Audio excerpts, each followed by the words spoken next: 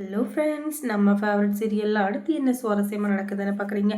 இந்த ரஞ்சிதாக்கு என்னதான் விஜய் மேலேயும் மல்லி மேலேயும் கோபம் இருந்தாலும், எப்படி இருந்தாலும் விஜய்க்கு நம்ம ஏதாச்சும் ஒரு ஹெல்ப் பண்ணியே ஆகணும். ஏன்னா இப்போ இருக்கிற சூழ்நிலையில் இந்த ராஜி மாவை நம்பினா நம்மளை நடுத்தருவில் நிறுத்திடுவாங்க. ஏன்னா அவங்களுக்கு எப்போவுமே பணம் பணம் பணம் பணம் மட்டும்தான் முக்கியம். பணத்தை தவிர வேறு எதுவுமே அவங்களுக்கு தெரியாது.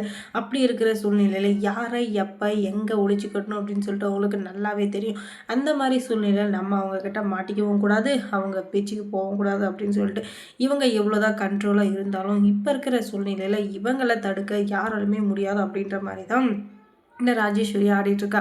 இவளை அடக்கிறதுக்கோ இவளை பழி வாங்கிறதுக்கோ இல்லை இவளை சரியான தர்மடி கொடுத்து இவளை உட்கார வைக்கவோ யாருமே இல்லையா அப்படின்னு சொல்லிட்டு பார்த்தீங்கன்னா இருக்காங்க. ஒரே ஒருத்தங்க நம்ம மல்லி தான் ஜெயிலில் இருக்காளே, அவள் என்ன பண்ணுவா அப்படின்னு சொல்லிட்டு பார்த்தீங்கன்னா அவன் மேலே தப்பு இல்லை அப்படின்றது கூடிய சீக்கிரத்தில் நிரூபணமாக போகுது. அதுக்காக கடவுள்கிட்ட அவர் பிரார்த்திக்கிறாரு. எப்படி இருந்தாலும் மல்லி வெளியே வரணும், மல்லி எந்த தப்பு பண்ணியிருக்க மாட்டா அப்படின்னு சொல்லிட்டு விஜயோட உள்ளுணர்வு இல்லை. விஜயே நினைக்கிறது சரியாக தான் இருக்குது. ஆனால் அதை ப்ரூவ் பண்ண முடியாத சூழ்நிலையில் அவர் இருக்கார்.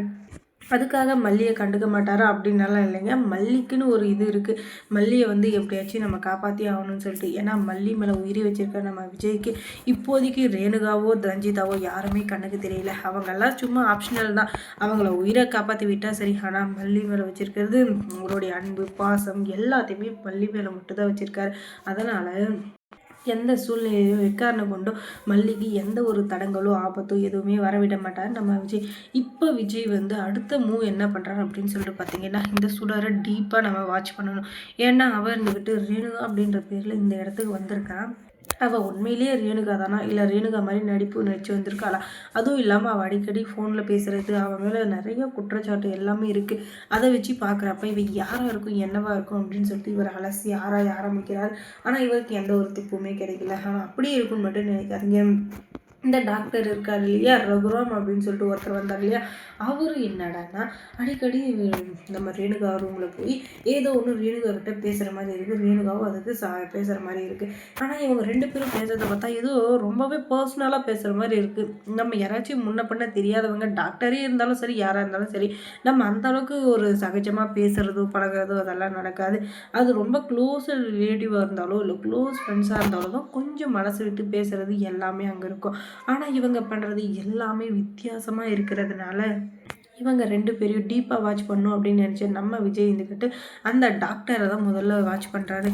அவர் ஃபோனில் வேற ஒருத்தர்கிட்ட டேய் சுடர் கண் முழிச்சிட்டா, இனிமேல் எந்த கவலையும் இல்லை, அதுக்காக நீங்கள் கவலைப்படாதீங்க, அடுத்த நம்ம போட்ட பிளான் படி எல்லாத்தையும் ஆட்டியை போட்டுட்டு இந்த இடத்த விட்டு கிளம்புறதான் அப்படின்னு சொல்ல, அதனால கோவமான நம்ம விஜய் இருந்துக்கிட்டு அடா பாவீங்களா, உங்களை போய் நல்லவன் நம்ம பண்ணிடா, நான் உன்னை டாக்டருன்னு நினச்சேன், நீங்கள் எல்லாரும் சேர்ந்து கூட்டுக்களவாணிங்க தானா, கூட்டுக்களவாணி வேலை செஞ்சு எங்களை ஏமாற்ற பார்க்குறீங்க, இருங்கடா உங்களுக்கு இருக்குது கச்சேரி அப்படின்னு சொல்லிட்டு அவங்களுக்கு சரியான தர்மடி கொடுக்கணும் அப்படின்றதுக்காக அந்த இடத்துக்கு நம்ம விஜய் இருந்துக்கிட்டு நீ யார் என்ன அப்படின்றது எல்லாமே எனக்கு தெரிஞ்சிச்சு, உன்னை பற்றின ஃப்ராடு வேலை பித்தலாட்டு வேலையெல்லாம் நீயே வாயில சொல்லிட்ட, ஆனால் அதை அங்கே படுத்துருக்கா இல்லையா ரேணுகா, அவளுக்கும் உனக்கு என்ன சம்மந்தம் அப்படின்றது இப்போ தெரியல, நீ ஜெயிலில் கம்பின்றதை யாராலையும் தடுக்க முடியாதுடா அப்படின்னு சொல்ல அதுக்கப்புறம் அவங்க தள்ளி விட்டுட்டு ஓடிடுறாரு அந்த ரகுராம். ஆனாலும் பின்னாடியே போகிறாரு நம்ம விஜய்.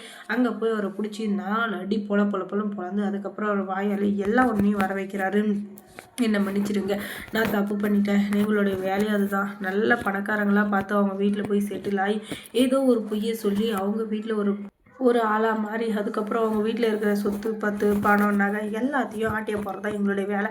அது இத்தனை நாளாக நீடிக்காது. ஆனால் இந்த இடத்துல தான் என்னவோ தெரியல, உங்கள் மேலே வந்த காதல்னாலேயோ உங்கள் மேலே ஆன பைத்தியத்தினாலேயோ இவ ரொம்ப ஓவராக பண்ணிட்டுருக்கா. அதுவும் இல்லாமல் இவ பண்ணுற எல்லாமே வித்தியாசமாக இருக்குது.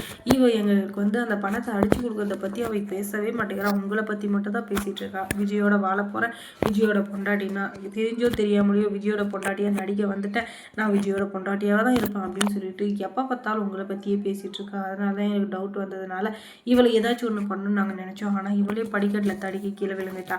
இப்படியே நாங்கள் போயிடலாம் அப்படின்னு சொல்லிட்டு பார்த்தா அவள் வரமாட்டான். இங்கே உள்ளவும் அதுதான் பேசிகிட்டு இருந்தோம் அப்படின்னு சொல்லிட்டு அவன் எல்லா ஒன்றையும் வளர அதுக்கப்புறமா விஜய் இருந்துக்கிட்டு இந்த ரேணுகாவை கையும் களமாக பிடிச்சிட்டோம், இவ எழுட்டும் அதுக்கப்புறம் இருக்குது அப்படின்னு சொல்லிட்டு போலீஸ்க்கு ஃபோன் பண்ணி வர வச்சிடறாரு.